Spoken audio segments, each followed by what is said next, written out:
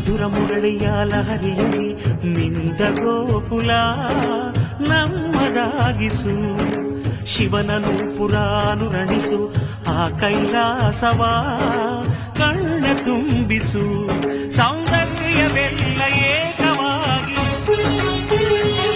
ಸೌಂದರ್ಯವೆಲ್ಲ ಏಕವಾಗಿ ಮಂದಹಾಸವಾಗಲಿ. ಬಿರಿದ ಎದೆಯ ಬೆಸೆಯಲಿ ನಿನ್ನ ಪ್ರತಿಭೆ ಕಿರಣದಿ. ಅಳುವ ಆತ್ಮ ಅರಳಲಿ ಅನಂತ ಅನಂತ ಸುಖದ ತರಂಗ ಮೃದಂಗ ನುಡಿಸು. ಅಶಾಂತ ವಿಶಾಂತ ಮನದ